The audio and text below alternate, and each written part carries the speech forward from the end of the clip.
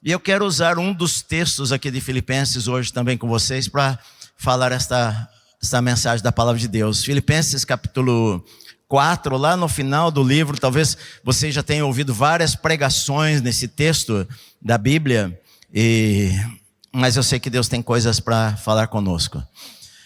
Filipenses capítulo 4, versículo 21, finalzinho do livro de Filipenses, que diz o seguinte: saúdem cada um dos santos em Cristo Jesus. Os irmãos que estão comigo mandam saudações.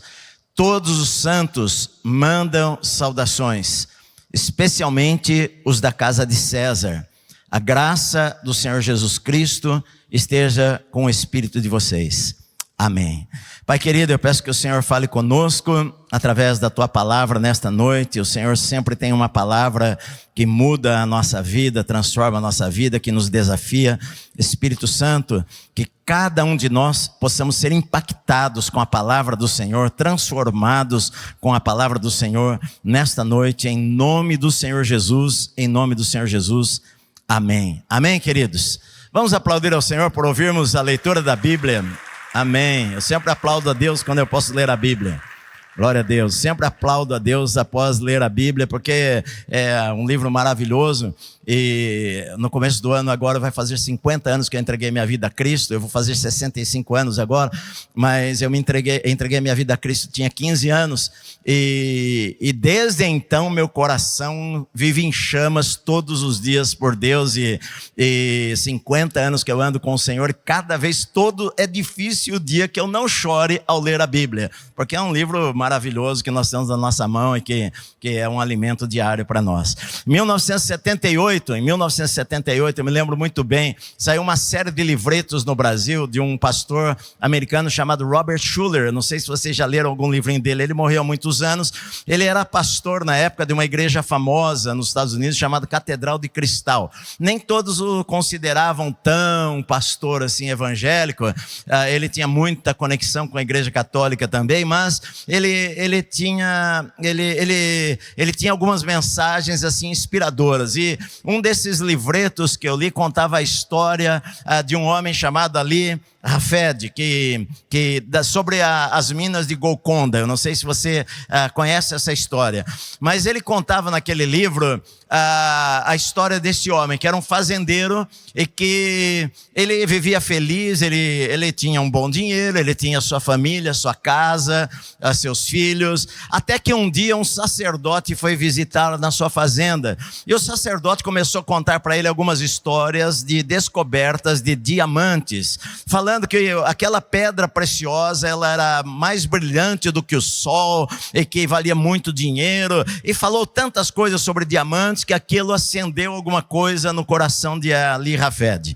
Ele ficou algumas noites pensativo sobre aquilo, e pensando, bom, eu quero achar uma pedra dessa daí. O sacerdote havia falado para ele que encontraria esse tipo de pedra na beira de alguns riachos, de águas claras, de areia, enfim. E ele ficou com aquilo na cabeça, até que ele decidiu um dia vender a sua fazenda e deixar a sua família aos cuidados de alguns amigos, parentes, e resolveu viajar pelo mundo para encontrar esta pedra. Ele viajou pelo Oriente, para o Egito, Palestina, viajou por muitos lugares até chegar à Europa, e cansado, sem dinheiro já naquela época, ele se suicidou quando ele estava na Espanha. Nesse período, o sacerdote visitou novamente a fazenda que havia sido de Ali Hafed. E o sacerdote, conversando com o novo proprietário, ele notou lá na estante uma pedra muito grande, preta, mas que aparecia uma pontinha e um brilho muito forte. E o sacerdote pediu para ver aquela pedra. Quando ele chegou, esfregou, ele falou: onde você encontrou isso aqui? Isso é um diamante. Ele falou: olha, eu encontrei aqui na fazenda, eu fui levar os meus camelos para beber água, isso lá no Oriente, fui levar os camelos para beber água ali no riacho, e encontrei essa pedra e trouxe para casa. Então eles correram para aquele lugar, e ali foi descoberta uma das minas mais famosas preciosas do mundo, chamada mina de Golconda, de onde saíram ali diamantes e pedras preciosas que foram para coroas, diamantes rosas que foram para coroas de reis, da rainha da Inglaterra, czares da Rússia, enfim, que tem até no Museu do Louvre diamantes desta mina aí que foi tão conhecida. A lição era o seguinte, que as oportunidades poderiam estar atrás do teu pé, embaixo dos teus pés, e você não precisaria correr atrás delas. Nesta mesma época também foi lançado um livro, eu li na década de 70, um livro que se tornou uma frase muito conhecida também, que com certeza você conhece. A grama do vizinho é mais verde. Era um livro de capa verde, dizendo que a grama do vizinho é mais verde. Que qual que era o assunto? Era que a gente tem a tendência a pensar que sempre a vida do outro é melhor do que a nossa. É a tendência de olhar para a grama da casa do vizinho e achar que a grama dele é melhor, achar que a vida dele é melhor, achar que ele não tem as dificuldades e os problemas que eu tenho e que eu passo, mas que a vida dele tudo é maravilhoso. Na verdade, nós precisamos aprender algumas lições, e uma delas que eu vejo aqui na carta de Paulo aos Filipenses, e que eu quero falar hoje, é a visão que nós temos do lugar onde Deus colocou a nossa vida. Isso que é muito importante. Saulo, só um resumo da vida de Saulo. Saulo, ele nasceu na cidade de Tarso, hoje seria a Turquia, ele na província da Cilícia, uma província romana. Saulo, ele era filho de fariseu, judeu helenista, de fala grega, nasceu no que hoje seria a Turquia. Ele foi criado em 3 mundos diferentes, porque a sua família era extremamente religiosa, judia. Ele fala, era fariseu de fariseu, hebreus de hebreus, meu pai hebreu, minha mãe hebreia, meu avô hebreu, minha avó hebreia, ou seja, hebreu de hebreus, fariseu, quanto à lei, irrepreensível. Ele foi criado numa cultura judaica, mas num mundo grego, de cultura helenista. Então ele cresceu numa cultura helenista de fala grega, numa província romana, uma província da Cilícia, uma província romana. Ali ele cresceu. Ele deveria ser de uma família até de posses, porque o seu pai era cidadão romano, que lhe deu algumas vantagens no futuro, deu algumas vantagens para Paulo no futuro. O seu pai poderia ter conquistado essa cidadania romana através de várias maneiras. Poderia ser comprada, mas também uma série de escravos, grupos de escravos que foram levados para Roma como escravos. Depois de serem libertos, os romanos o imperador deu a eles o direito de ter cidadania romana também. Enfim, nós não sabemos exatamente o que aconteceu, mas Paulo, por nascimento, era um cidadão romano. A cidade de Tarso era um centro comercial e econômico, estudantil muito importante. Na cidade de Tarso era uma das principais universidades da época, ao lado de Alexandria e de Atenas, 3 universidades principais na época. Era uma cidade extremamente cultural, o ambiente onde Paulo cresceu. Eu penso que ele era de uma família de dinheiro, porque quando o judeu se tornava homem da lei aos 13 anos, provavelmente ele foi mandado para Jerusalém para estudar com o rabino mais importante da época, chamado Gamaliel, neto de Hilel, que até hoje talvez seja o rabino mais importante da história de Israel. Gamaliel era membro do Sinédrio, da Suprema Corte de Israel. Um homem extremamente respeitado na época, a sua palavra tinha um peso muito grande. E Saulo foi estudar ali com Gamaliel. Ele passou ali talvez vários anos estudando as Escrituras. Ali ele decorava o Velho Testamento, ali tinha perguntas e respostas, ali tinha debates teológicos, enfim, ele se tornou um expert na Tanar, que é o Velho Testamento, no Torá, que são os 5 primeiros livros da lei. Enfim, ele se tornou um expert, de tal maneira que ele recebeu incumbências do Sinédrio, quando surgiu aquilo que eles pensavam que era uma seita, através do nazareno chamado Jesus. Saulo, ele recebeu a incumbência de acabar com com esse movimento aí. Provavelmente Saulo, ele, depois de sair de Gamaliel, ele voltou para Tarso, porque não há indicação de que ele tenha tido um contato com Jesus, mas apenas depois que ele se converteu, mas depois da morte e ressurreição de Cristo, ele volta, nós o vemos em Jerusalém novamente, recebendo a incumbência do sumo sacerdote e dos sacerdotes para acabar com aquela seita do caminho dos seguidores de Jesus. E ele fala que ele fez isto com toda a intensidade. Eu estou pregando no livro de Atos agora e a gente vê isso daí em Saulo de Tarso. A primeira menção dele é quando Estevão, o primeiro mártir da igreja, está sendo apedrejado e as pessoas colocam as suas vestes, as testemunhas colocam as vestes aos pés de um jovem chamado Saulo. Capítulo 8 de Atos, versículo 1, diz que ele também consentia na morte de Estevão. E no versículo 3 diz que ele queria destruir a igreja.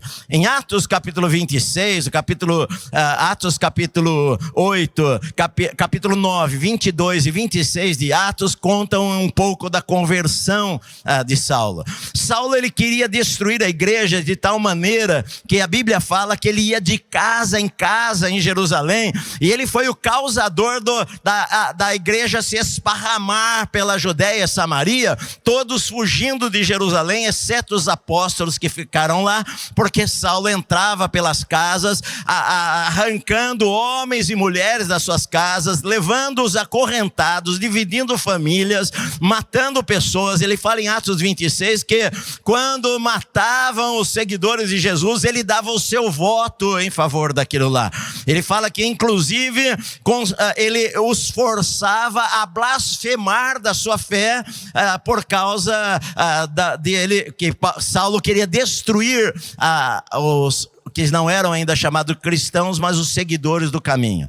Todos nós sabemos que a vida dele mudou na estrada de Damasco, em Atos capítulo 9, quando ele pega cartas dos sacerdotes para ir à cidade de Damasco, para fora de Israel, para ir nas sinagogas. Havia uma comunidade muito grande de judeus em Damasco, para ir nas sinagogas prender aqueles que professavam a fé no Nazareno, mas no caminho ele tem um encontro com Jesus, aquela luz que brilha, Jesus aparece para ele, porque nós vemos isso no livro de Atos, que ele tem uma visão de Jesus e pergunta: quem és tu, Senhor? E ali a vida dele muda radicalmente. Ele chega a Damasco, não como ele achava que iria chegar, para perseguir os seguidores de Jesus, mas ele chega lá sem enxergar. Ele fica 3 dias na casa de um homem, sem enxergar, sem comer, sem beber, até que um discípulo chamado Ananias vai até lá, coloca as mãos sobre ele, ele volta a ver, é batizado no Espírito Santo e é batizado nas águas também. A vida dele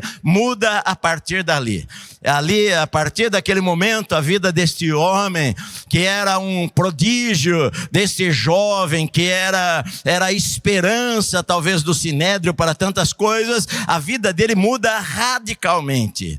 Nós estávamos cantando aquela música ali a ele, e eu penso que o irmão que escreveu, ele falou que escreveu baseado na vida de João Batista, que foi, segundo Jesus, o maior profeta da lei, no tempo da lei, mas eu vejo que Saulo ou Paulo viveu intensamente por ele que eu estou perdendo a minha vida a partir daquele instante, porque nós vemos a vida dele radicalmente transformada. A partir de Damasco ele começa a ser perseguido. Ele fica alguns dias em Damasco, vai para a Arábia, para o deserto da Arábia. Talvez ele passe ali quase 3 anos, segundo a Bíblia, quase 3 anos, estudando e pregando também. Volta para Damasco, querem matá-lo em Damasco. O rei da Arábia, na época, ele fala em Coríntios que manda o governador de Damasco fechar as portas, colocar guardas nas portas da cidade de Damasco, e então os discípulos, os irmãos, arrumam uma casa que era nas muralhas, e pela janela descem a Saulo em um cesto, e Saulo foge e vai para Jerusalém se encontrar com Pedro e Tiago, 3 anos depois de convertido. Quando ele chega em Jerusalém, ele começa a pregar lá, ele fica apenas 15 dias mas é o suficiente para que os judeus queiram matar a Saulo. E então Pedro e os irmãos levam Saulo para Cesareia e pelo mar mandam ele de volta para Tarso, e a Bíblia diz que então havia paz lá por toda a Galileia, Judeia e Samaria, e Saulo fica lá em Tarso aproximadamente 10 anos, até que Barnabé vai lá a Tarso e o leva para Antioquia, e depois eles saem para as viagens missionárias, ali as 3 viagens que estão no livro de Atos. Agora, eu estou contando isso por quê? Porque a partir daquele momento a vida de Saulo se torna uma perseguição constante.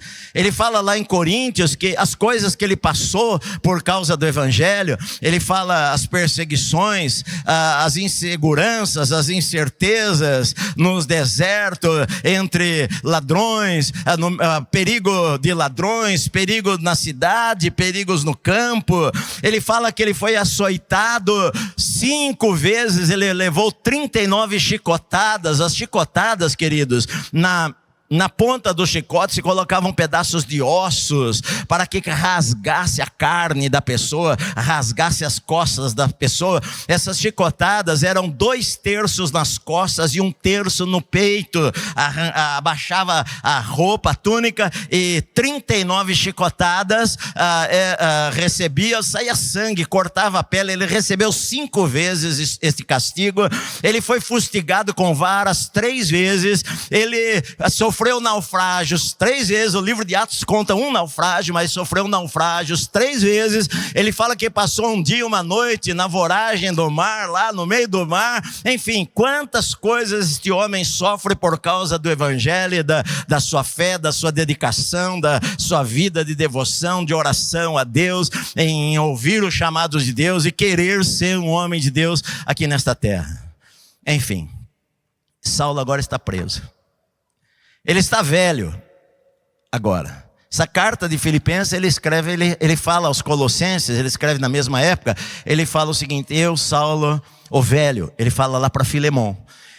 Ele está preso em Roma, acorrentado aos soldados romanos. A gente vê o livro de Atos, termina no capítulo 28, a história termina ali com Saulo preso em Roma. Na verdade, Lucas, quando ele escreve Atos, ele não quer contar uma biografia de Saulo. Ele quer contar o progresso do cristianismo. Ele conta das viagens missionárias. Então a gente vê algumas coisas da vida de Saulo, evidentemente no livro de Atos, mas quando você lê todas as cartas de Saulo, você faz um quadro melhor da vida dele. Ele está preso, ele está velho. Ele fala, Paulo, velho. Ele está velho, está preso em Roma. Ele foi preso não por fazer alguma coisa errada, ele foi preso justamente por pregar o evangelho. Depois da 3ª viagem missionária, quando ele volta para Jerusalém, ele é preso lá no templo. Quando ele vai adorar a Deus lá no templo, os judeus que haviam vindo para a festa levantam um tumulto tão grande, agarram a Paulo, espancam a Paulo, de maneira que os guardas do templo têm que intervir para Paulo não ser massacrado ali. Prendem a Paulo, aquele tumulto todo, e para livrar daquele tumulto levam Paulo para Cesareia. Ele fica preso em Cesareia Marítima 2 anos. Quando ele sabe que os judeus querem que ele vá a Jerusalém para ele ser morto na estrada, ele apela para César, e então o governador tem que mandá-lo para Roma para ser julgado em Roma. Ele vai no navio, o navio naufraga lá em Atos 28, até que ele chega numa prisão em Roma, e ali acaba o livro de Atos. Mas não acaba a história de Saulo. Ele está preso em Roma. Ele está preso de uma maneira injusta. Na verdade, se passam quase que 4 anos na prisão. 4 anos praticamente que Saulo está preso sem merecer estar preso. Para muitas pessoas seria, por exemplo, eu penso que se Gamaliel visse Saulo naquela época, ele iria falar: um cara tão talentoso, uma mente brilhante. Ele falava aramaico, falava grego, falava hebraico, um cara brilhante. A terminar a vida desta maneira em uma cadeia, 4 anos preso, ele estava preso. Mas na verdade Saulo está feliz da vida, está feliz. Porque com Cristo, não importa a situação que a gente esteja vivendo, a gente está feliz. Ele escreve Filipenses para agradecer o cuidado dos irmãos por ele. Ele escreve a carta de Filipenses para agradecer a oferta que ele recebe dos irmãos. Porque Saulo está preso em uma casa. Saulo, por ser cidadão romano, não canso vocês em falar essa história não, né? É só a introdução. Saulo, por ser cidadão romano, estou que nem o Luciano, né? Ele fala, depois de 1h30, ele fala, só estou na introdução. Saulo, por ser cidadão romano, ele tinha direito a alguns privilégios. As prisões eram muito mais lotadas do que são aqui no Brasil, por exemplo. Ele tinha o privilégio de poder estar numa prisão domiciliar em uma casa alugada. Evidentemente, uma casa pequena. Ele tinha este direito desde que ele pagasse as despesas da casa, desde que ele pagasse o salário dos guardas que iriam cuidar dele, a comida e tudo isso daí. Então Saulo estava preso numa casa, não podia trabalhar, não podia fazer tendas, tinha irmãos que o visitavam, ele tinha liberdade de atender pessoas, de orar com pessoas, de aconselhar pessoas, de escrever. Ele estava preso em uma casa acorrentado a soldados romanos o tempo todo, mas ele tinha certa liberdade dentro da casa, que evidentemente era uma casa pequena. Mas Saulo, ele não tinha como manter aquilo lá. Ele dependia, muitas vezes, ele dependeu do seu trabalho de fazer tendas. Naquela época, os correios não eram como hoje, evidentemente. Demorava meses para as notícias circularem, até que a notícia chega à cidade de Filipos, que Paulo está preso lá em Roma. Os filipenses amavam a Saulo, porque Paulo, ele começou a igreja em Filipos 10 anos antes. Vocês se lembram? Lá em Atos 16, começou a igreja lá em Filipos. Foi preso em Filipos também, né? Vocês se lembram? Lá na prisão, Paulo e Silas orando, preso no tronco, houve um terremoto, foi na cidade de Filipos.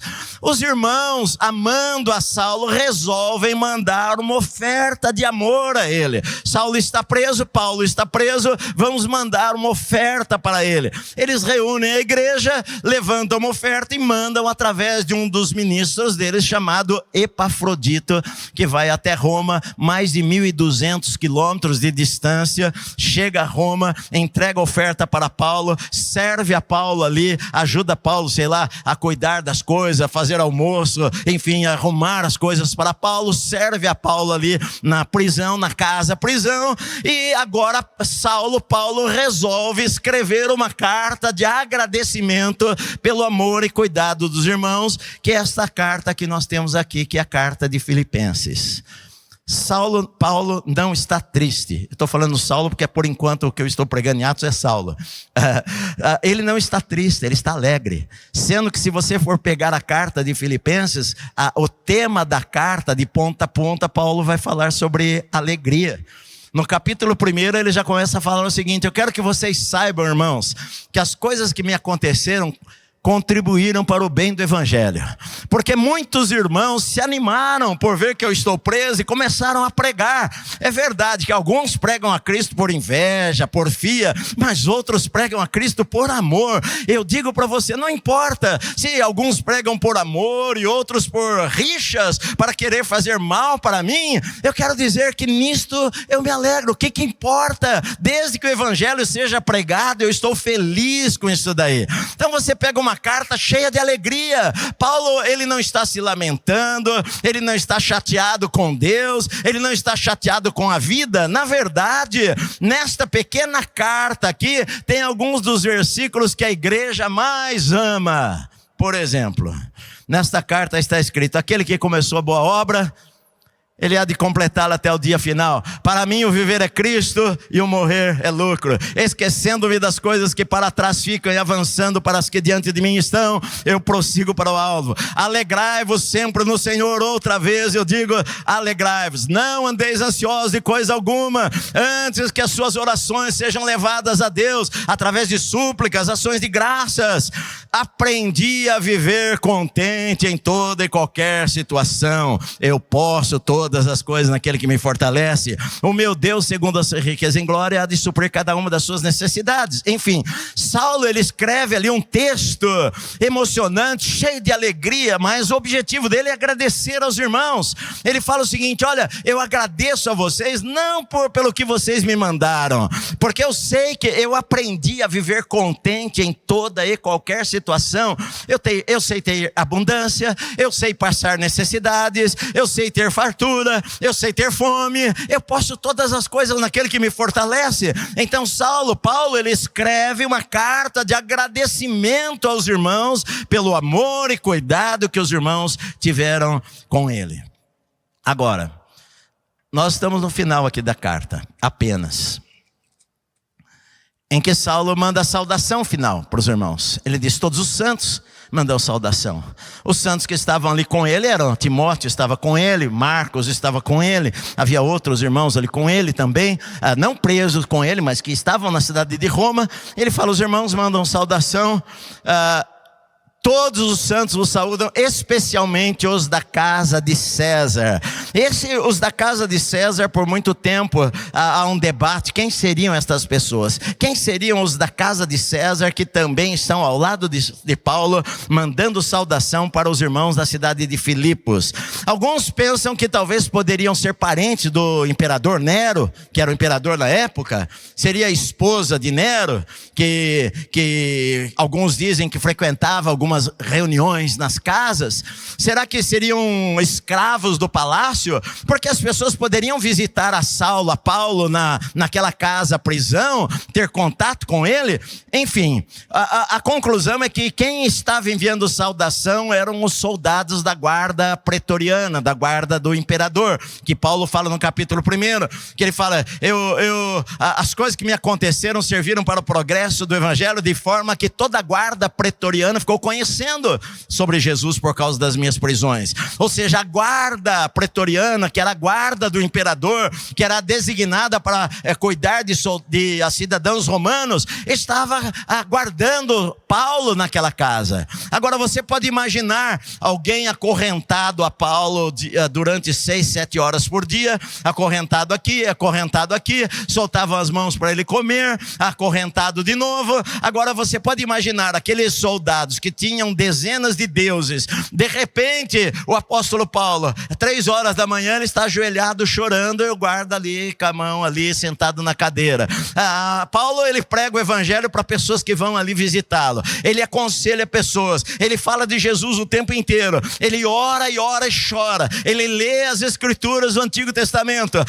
Aquele testemunho de vida dele começou a contagiar aqueles soldados, de maneira que os soldados ficaram conhecendo o evangelho, e agora no final da carta falam para Paulo: olha, manda saudação para os irmãos lá também, manda um abraço para eles em nosso nome. E Paulo escreve aqui: especialmente os da casa de César mandam saudações para vocês. Agora que são as lições que eu vejo disso tudo que eu falei para você. Saulo, ele está preso.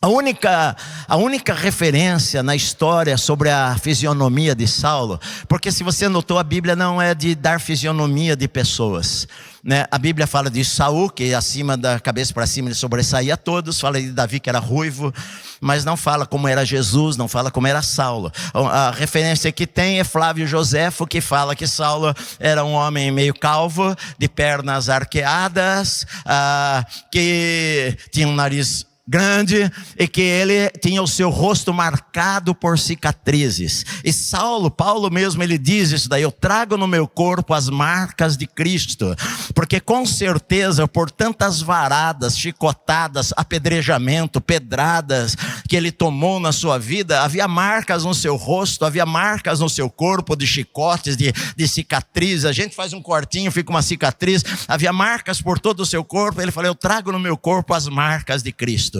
Agora Paulo está velho, ele está preso aqui em Filipos, ele está preso injustamente já há 4 anos. Ele escreve as cartas chamadas cartas da prisão. Ele escreve nesse período aqui, ele escreve Filipenses, Colossenses, Filemon e Efésios. Ele escreve 4 cartas nesse período aqui para as igrejas.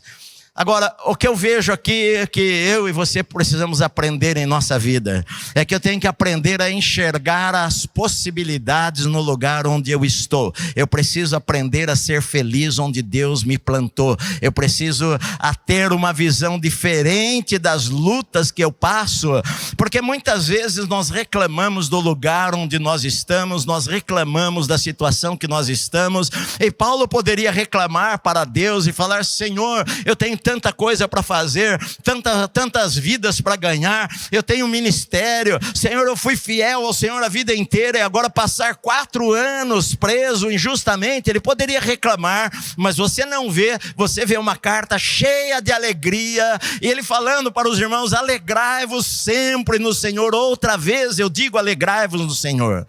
A gente vê que ele enxergava aquela situação não como uma maldição na sua vida.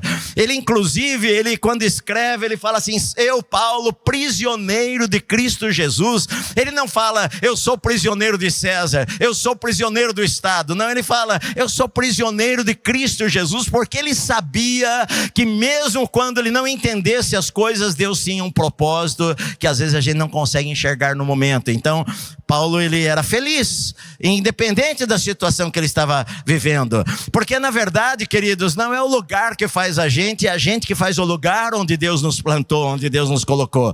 Então, às vezes as pessoas reclamam da vida porque estão passando por uma prova, estão passando por uma dificuldade. Eu passei por uma perda, eu passei por isso e por aquilo. Mas Paulo, ele enxergava que em qualquer lugar que ele estivesse, era um lugar para ele dar frutos para Deus e para ele alcançar pessoas. E isto que era o fator importante que eu vejo que nós precisamos ter. A segunda coisa é que Paulo, ele sabia do controle de Deus. Ele sabia que Deus tinha o controle sobre todas as coisas, todas as circunstâncias. Você acredita nisso, meu amado? Que Deus tem um controle sobre tudo. Porque às vezes você pode falar: eu sei que Deus tem um controle sobre tudo, mas nós vivemos desta maneira? Nós vivemos de uma maneira que nós sabemos que Deus tem um controle sobre todas as coisas, mesmo quando as coisas não são do nosso agrado, mesmo quando nós não entendemos os porquês da vida, nós sabemos que o Senhor tem o controle sobre a nossa vida, sobre a nossa história, sobre o que está acontecendo conosco. Ou nós achamos que Deus nos largou lá no meio da dificuldade só para ver como a gente consegue resolver as coisas? Não. Deus tem um controle sobre todas as coisas.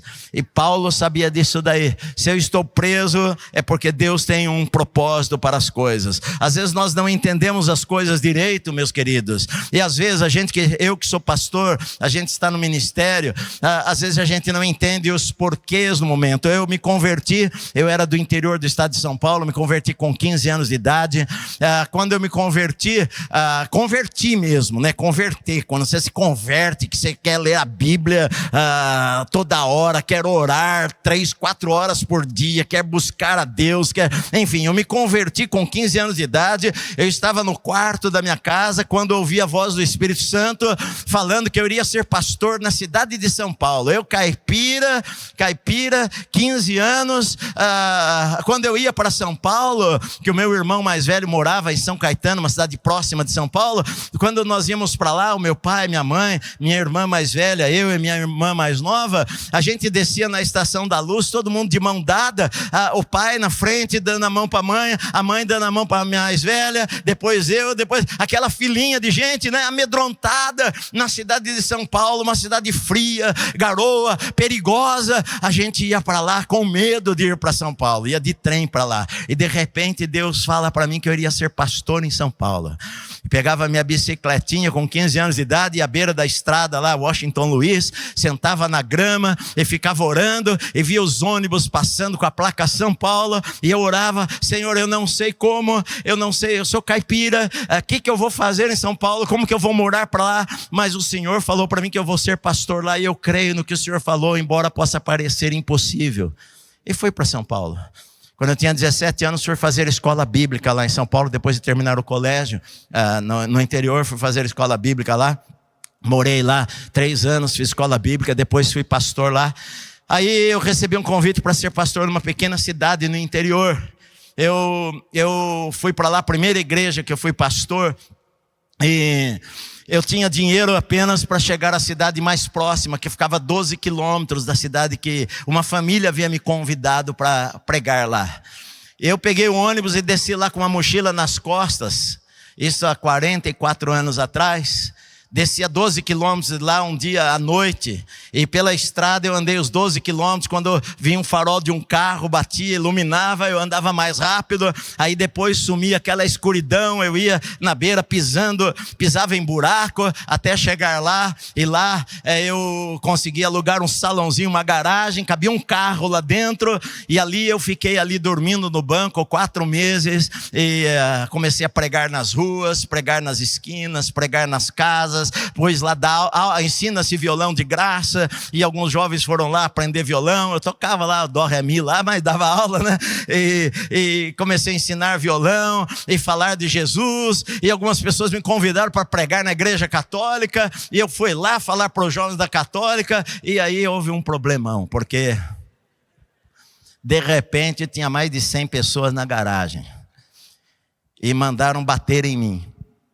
Eu me lembro um dia, eu estava sentado umas 10 horas da noite, estava sentado no banquinho, 4 banquinhos de madeira ali, estava sentado ali com um violão, com a minha Bíblia do lado, é aquela porta de garagem que se levantava, que enrola em cima, e de repente estava assim, e bateu em cima, um cara grandão com outro cara entraram assim. A hora que eles entraram assim, eu olhei para eles e o Espírito Santo encheu a minha vida. Eu falei para eles: senta aqui nesse lugar.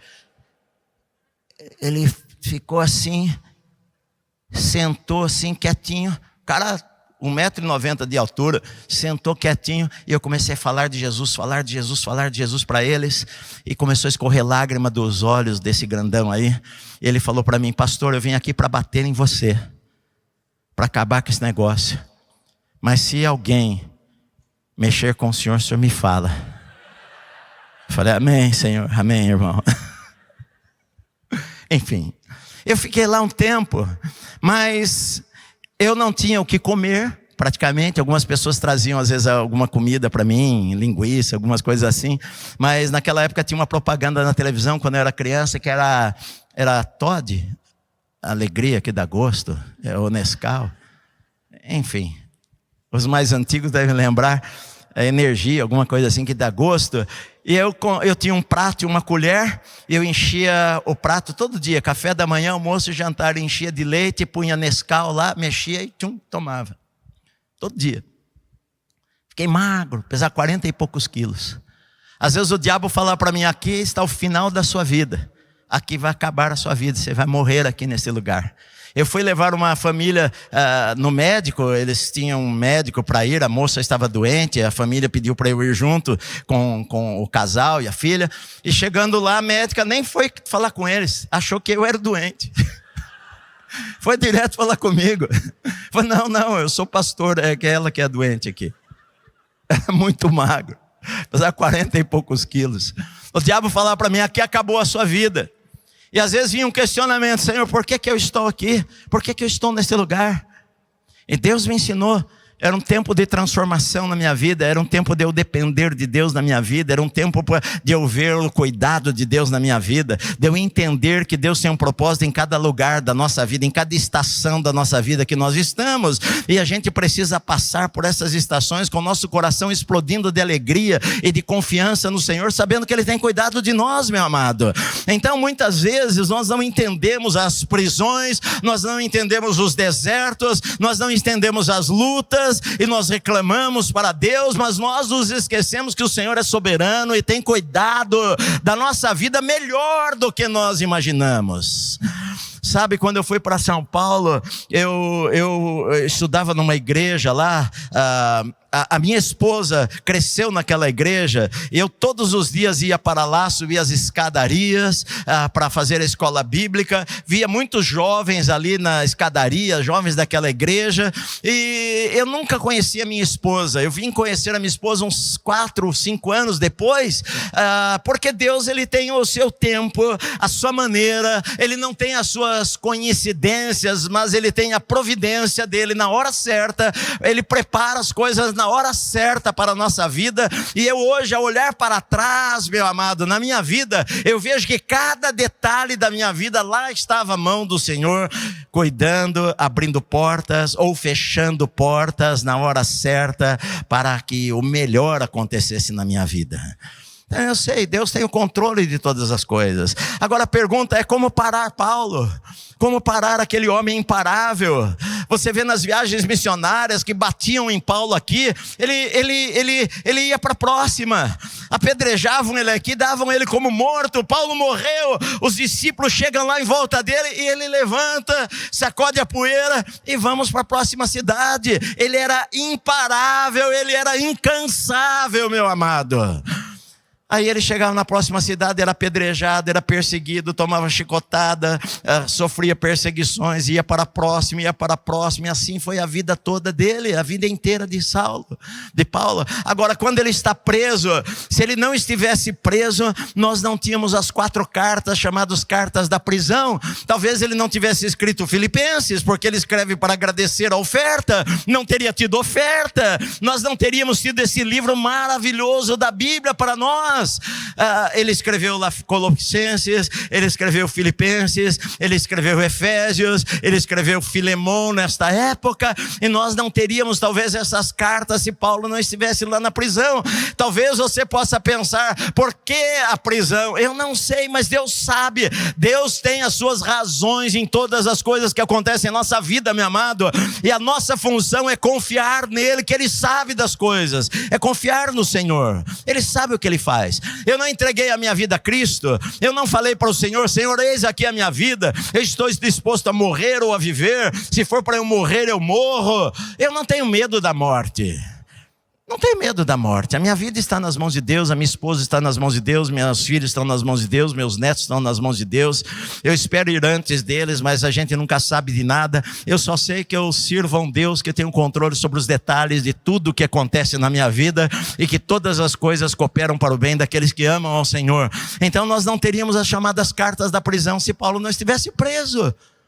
Você pode pensar que Paulo, eu acredito que ele jamais imaginaria que mais de 2000 anos depois nós iríamos estar lendo uma carta que ele mandou para a igreja. Ele mandou para os irmãos, ele não mandou para você a carta. Ele mandou a carta para os irmãos da cidade de Filipos, agradecendo, é uma carta de agradecimento. Ele mandou para eles. Eu acho que ele nunca passou na cabeça de Paulo que um dia milhares de pessoas iriam ser transformadas por ler uma carta que ele mandou para os irmãos. Mas Deus sabia.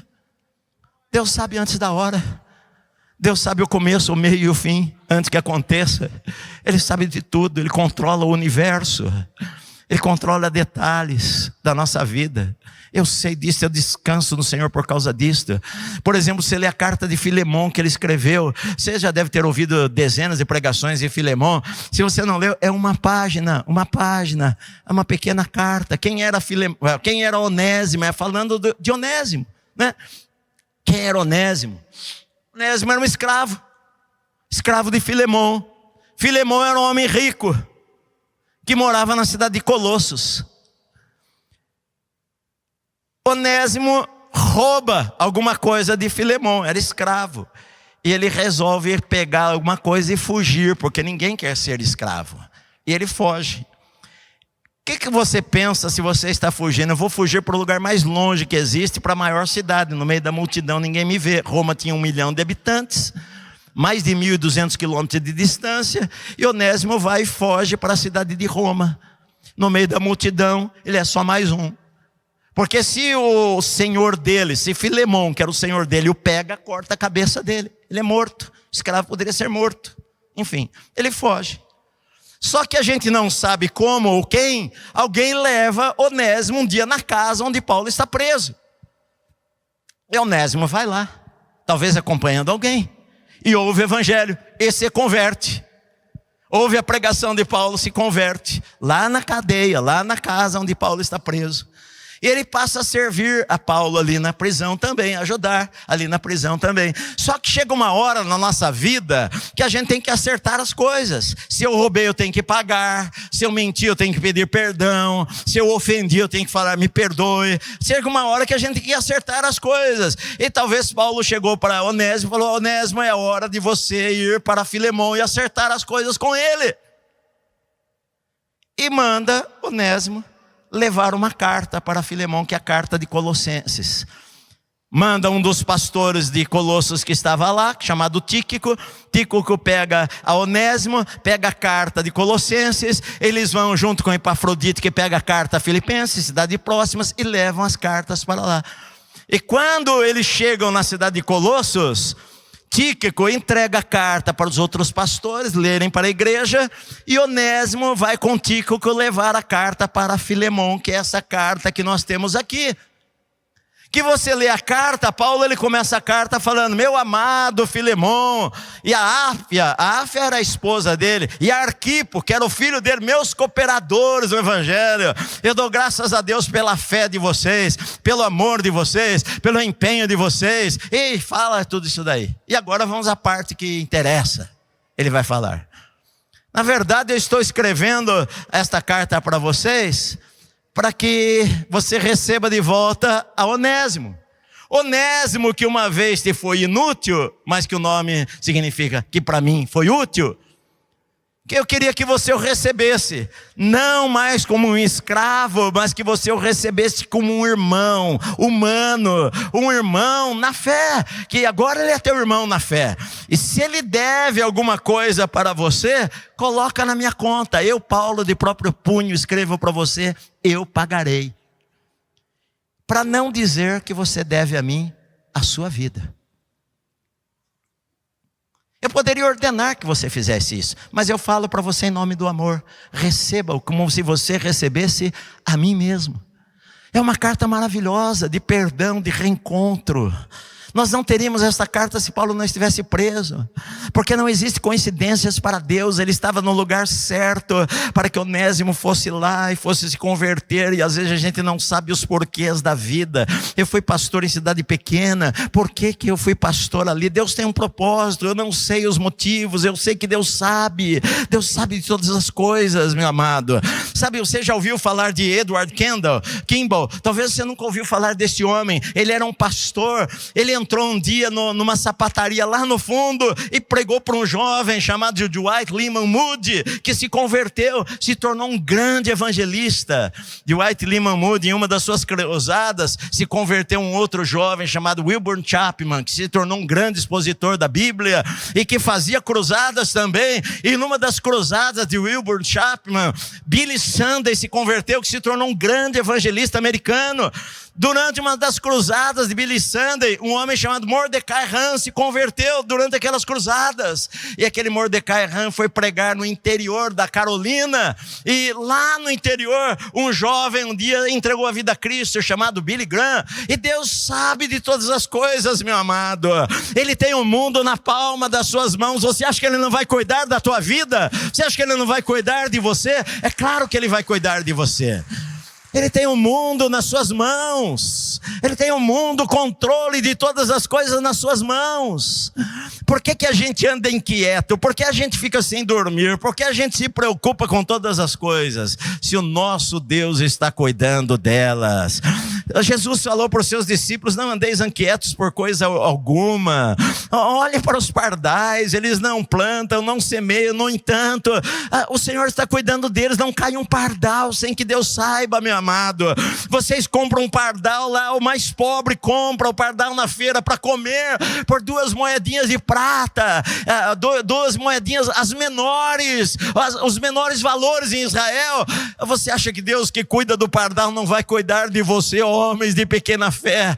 Olhe para os lírios do campo, nem Salomão em toda a sua glória se vestiu como qualquer um deles, meu amado. Então, por que é que você se preocupa com o dia de amanhã? Deixa cada dia o seu mal. O Senhor está cuidando da tua vida, meu amado. E eu tenho que entender que mesmo os desertos ou tribulações ou prisões da vida, por trás de todas as coisas, Deus tem um propósito para nós que é muito maior do que possa passar na nossa cabeça, meu amado. E eu confio nisso daí. Tudo que aconteceu na minha vida até hoje, tantas e tantas coisas, o suprimento de Deus, o cuidado de Deus, a direção de Deus, todos esses anos eu vejo a mão do Senhor. Então eu tenho que aprender a confiar nele, a confiar, que não é o lugar, queridos, não é o lugar. Eu nasci no lugar errado, na cidade errada, no tempo errado, no país errado. Eu gostaria de ter nascido em Los Angeles, eu gostaria de ter nascido numa família rica, milionária, lá em Miami. Não, você nasceu no lugar que Deus queria que você nascesse. Ele moldou a sua vida antes de você nascer. Ele viu você quando você era uma substância ainda informe. Escreveu os seus dias no seu caderno, no seu livro, planejando o melhor para a tua vida, meu amado. Eu tenho que aprender a ser grato ao Senhor cada dia. Eu acordo cada dia, Senhor, obrigado pelos meus pais que eu tive, obrigado pela minha casa, obrigado pela minha esposa, obrigado por o Senhor ter colocado a mim naquele lugar. Ou seja, Deus, Ele controla a nossa vida e nós descansamos nele, meu amado. Sim, seja a bênção onde Deus colocou você.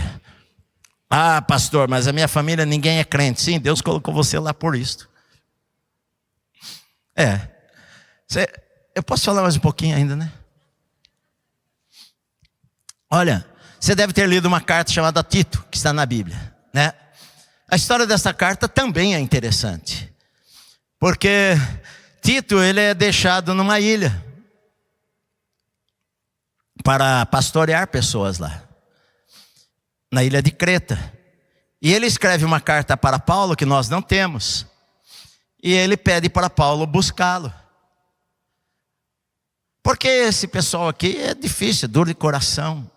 Paulo, quando puder, passa por aqui. E Paulo escreve uma carta para ele e diz: por esta causa eu te deixei em Creta.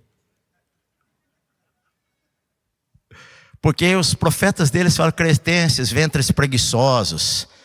Foi por isso que eu deixei você aí. E deixou Tito lá. Você sabe que há mais de 100 anos atrás, eles acharam uma placa enterrada lá, os arqueólogos acharam lá, estava lá uma lembrança da igreja de Tito. Porque Deus tem os seus planos. Eu me lembro, 1984, eu estava numa cruzada, na verdade, em junho de 1984, e eu ouvi um pastor querido que já morreu há muito tempo atrás.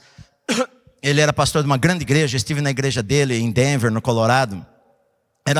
Foi talvez a maior igreja dos Estados Unidos na década de 60, 70. Ele era muito conhecido, tinha programa na televisão por todos os Estados Unidos, programa em rádio, enfim. Ele era tipo um Charles Swindoll, conhecido naquela época lá, pastor de uma grande igreja. Ele resolveu tirar férias e visitar um amigo dele que ele não via desde a época do seminário. Esse amigo era pastor também. Ele falou: eu vou visitar meu amigo naquela cidadezinha. E avisou o amigo dele, foi para lá, conhecer lá a cidadezinha, enfim. Chegou lá, numa cidade bem pequenininha. Nos Estados Unidos tem cidades de 500 habitantes, aquela cidade pequenininha, uma igrejinha pequenininha. E o amigo dele falou para ele: olha, eu queria que você fosse comigo, eu vou pregar na rádio hoje. E ele ficou até admirado, pensando: poxa, uma cidadezinha dessa tem rádio. Eu vou pregar na rádio, eu queria que você fosse comigo lá. Ele falou: tá bom. Só que quando chegaram lá na igreja, tinha 3 banquinhos ali, e o púlpito tinha um aparelhinho aqui que ele apertava o botão e aparecia verde, no ar. E tinha um alto-falante na porta de fora da igreja, no teto. Ele falava no microfone, saía no alto-falante do lado de fora. E aí ele falou para Charles Blair, esse pastor que era muito conhecido: senta aqui na primeira fileira aqui, ó. Presta atenção. Eu vou apertar o botão, nós vamos estar no ar, daí você não pode falar mais comigo. Ok. Como se não soubesse nada de rádio, enfim, sentou ali. Olha lá, hein? Pum, apertou o botãozinho, ligou a caixa de som, pum. Ficou verde. E o amigo dele gritou, plenos pulmões: alô, mundo! E começou a pregar com ousadia. E o Charles Blair, ele contou que ele teve uma crise de riso, porque ele não conseguiu aguentar E ele começou a dar risada, a segurar, ele levantou e foi para fora lá do salão. E ouviu pelo alto-falante lá o irmão pregando, gritando e tal. Terminou a pregação lá de 45 minutos. Ele entrou novamente, o amigo dele falou: mas o que aconteceu? Por que você saiu? Que você achou engraçado alguma coisa que aconteceu? Ele falou: não, olha, eu vou ser sincero para você. Eu estou na menor cidade que eu já fui na minha vida. Eu estou na menor rádio que eu já fui na minha vida. Eu estou na menor igreja que eu já fui na minha vida. E você gritou a plenos pulmões: alô, mundo! Ele falou: eu tive uma crise de riso, você me desculpa. Ele falou: não, mas eu sempre grito aqui: alô, mundo. Porque este é o mundo que Deus me deu para pregar, é o mundo onde Deus me colocou. Eu tenho que falar com todo o meu coração no mundo que Deus me colocou. Deus me colocou no mundo. Deus colocou você em um lugar para você ser testemunha dele. Naquela casa que ninguém é crente, naquele trabalho que o pessoal faz, naquele emprego que o pessoal faz trabalho para ídolos. Deus colocou lá você com um propósito. Deus colocou Paulo numa prisão. Ele fala: eu sou prisioneiro de Cristo Jesus. Não é César que manda na história, é o Senhor que manda na história. Não é César que tem a última palavra, é o Senhor que tem a última palavra. Não é o diabo que tem a última palavra na tua vida, meu amado. É o Senhor que tem a última palavra na tua vida. Então eu descanso meu coração. Eu sei em quem eu creio. Eu sei que Deus tem um plano na minha vida. Como o Amós falou: Deus me tirou. Eu não queria ser profeta. Eu era boiadeiro, eu era colhedor de figo bravo. Mas o Senhor me tirou de trás do gado e me falou: vai lá e prega e profetize. E eu estou aqui por causa disto. Meu amado, Deus tem um plano com cada um de vocês, e Ele quer que você seja fiel no pouco onde Deus colocou você. E se você for fiel no pouco, Ele vai colocar você sobre o muito. E ainda que Ele não colocasse você sobre o muito nessa terra, quando você chegar lá, Ele vai falar: bom e fiel servo, entra no gozo do teu Senhor. Você foi fiel nas coisas pequenas, porque a gente quer ser fiel em coisas grandes, mas Deus quer que a gente aprenda a ser fiel onde Ele nos plantou, meu amado. Onde Ele nos plantou, seja no cárcere, seja numa casa que ninguém é crente, seja no meio de uma enfermidade. Um dos cânticos, só para eu terminar, senão eu fico aqui até amanhã, que nem Paulo lá, Tíquico vai cair da janela. Eutico. Como nós cantamos ultimamente, temos cantado um cântico que termina com: mais perto quero estar. Mais perto quero estar. Foi escrito por uma mulher no leito de enfermidade, para morrer, ainda que seja a dor que me une a ti. Querido, Jesus é a pessoa mais importante na nossa vida. Ele nos colocou com um propósito. Só para terminar com essa história, não sei se o Marciano talvez tenha contado para vocês, ou Subirá, que nós ouvimos lá em Goiânia, ano retrasado, aquele cineasta de Hollywood, né? E aquilo me marcou por aquela história, né? Me marcou aquela história. Nós estávamos numa reunião em Goiânia 2 anos atrás, e um cineasta de Hollywood estava lá para falar com a gente também, grupo de pastores de GKPN. E ele mora em Los Angeles, e o Phil Cook mora em Los Angeles, estudou na Oral Roberts University. E meu filho estudou lá também. Enfim, eu fui para lá com 35, quase 40 anos atrás, para Tulsa. E ele estudou lá. Ele faz filmes em Hollywood, faz documentários. Ele ouviu de um pastor na África que estava tendo um ministério estrondoso, 500 mil pessoas. Sigo alguns pastores da África que pregam para 500, 600, 1 milhão de pessoas. E ele falou com a assessoria dele lá, o pessoal, o secretário: olha, eu queria entrevistar esse pastor, marca de nós irmos para lá. E então marcaram com o pastor, ele pegou o avião e foi para lá, para a África, para entrevistar o pastor. Disse que colocou uma cadeira para o pastor sentar, ele pôs a cadeira na frente, ligaram as luzes, começaram a filmar. E ele perguntou para o pastor: eu queria saber qual é o segredo do teu sucesso no ministério. E o pastor falou: olha, eu quero contar uma história para você. Muito tempo atrás, um casal de americanos veio para a África pregar o evangelho. E pregou na África por 9 anos e ninguém se converteu. Eles voltaram para os Estados Unidos chateados, frustrados, desanimados, não ganharam ninguém para Cristo. Mas aquilo ficava no coração deles, que eles deveriam voltar para a África. E por fim eles convenceram a missão deles a mandá-los de volta. E a missão deu uma nova chance para eles voltarem para o mesmo lugar para pregar o evangelho. E a missão os mandou novamente para a África. E eles ficaram pregando por alguns anos. E ninguém se converteu, só uma criança. Até que a missão os chamou de volta. E falou, olha, não adianta, não vai para frente o trabalho, ninguém se converte, melhor vocês voltarem. E os levou de volta para os Estados Unidos. E eles ficaram frustrados, morreram talvez frustrados, porque gastaram 17 anos, 20 anos da vida deles na África, e apenas uma criança se converteu. E ele falou, e quando aqueles missionários, aquele casal foi voltar para a América, e eles foram pegar o navio para voltar para os Estados Unidos, somente aquela criança estava lá para despedir-se deles. E aquela criança era eu. A gente nunca sabe o que Deus quer fazer. Eu já encontrei pastores pregando somente para crianças. Eu prego bastante em café de pastores no estado de São Paulo. Eu fui pregar num café de pastores, pastor. E preguei lá, e um pastor depois do culto veio falar para mim, falou, pastor, olha, eu prego a minha igreja, eu fico desanimado, eu não consigo pagar aluguel. Nós até o ajudamos, eu não consigo pagar aluguel. Vai lá meia dúzia de crianças. Eu já falei tantas vezes para Deus, Deus, o que eu estou fazendo aqui nesse lugar? Não consigo nem pagar minhas contas, não consigo pagar aluguel, só vem meia dúzia de crianças.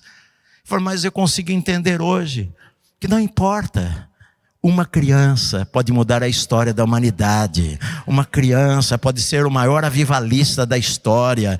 Então, você dirige uma célula, dê o melhor. Você dirige um grupo lá na igreja, dê o melhor. Você dá aula para as crianças. Como de Dwight Lyman Moody, certa vez ele falou, ele pregando, estava na primeira fileira uma professora, terminou o culto, ele falou para ela, você não estava dando aula para as crianças? Ela falou, não, hoje eu suspendi que só tinha uma criança. Ele falou, mas como assim? Quem sabe nos ombros desta criança está uma nova reforma da igreja. Quem sabe aquela criança ia ser o maior avivalista da história dos Estados Unidos. Então não despreze o que Deus coloca na tua mão. Não despreze os pequenos começos. Não despreze aquilo que você não entende. Saiba, meu amado, quando você entrega a tua vida a Cristo com todo o teu coração, nada acontece por acaso. Não existe mais acasos na sua vida. Existem encontros marcados pelo Senhor. Existem momentos de dificuldades, eu como pastor passo muitas vezes. Eu posso contar alguns amanhã, enfim. Muitas vezes eu passo alguns momentos bem difíceis, que eu entro no meu quarto, às vezes de madrugada, Senhor, mas quando eu começo a orar, eu saio de lá como um leão, porque eu sei que o Senhor está conosco, o Senhor vai nos dar a vitória, e nada acontece por acaso em nossa vida, meu amado. O que eu vejo é que nós temos que entregar tudo a Deus, entregar toda a nossa vida ao Senhor, toda a nossa causa ao Senhor. É por isso que nós vivemos, por isso que nós vivemos.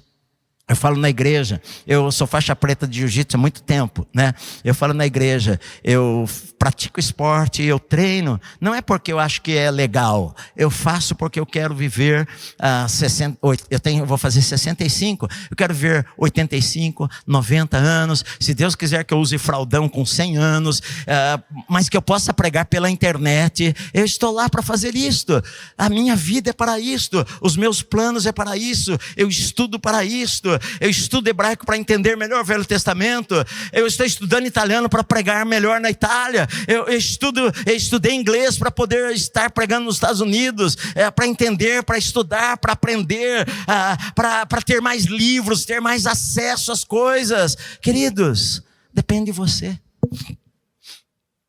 Se você ficar, deixa eu ir para cá, senão, se você ficar... Quando era criança tinha um desenho infantil, que os não sei, deve passar até hoje na televisão, do rádio. Você se lembra? Ó céus, ó terra, ó lua. Se você ficar desta maneira, a vida inteira, ó céus, ó terra, ó lua, o que seja, não vai acontecer nada, meu amado. Eu gosto do que Paulo falou no final da carta de Filipenses. Eu aprendi a viver contente em toda e qualquer situação. Eu posso todas as coisas naquele que me fortalece. Amém? Deus abençoe vocês, queridos.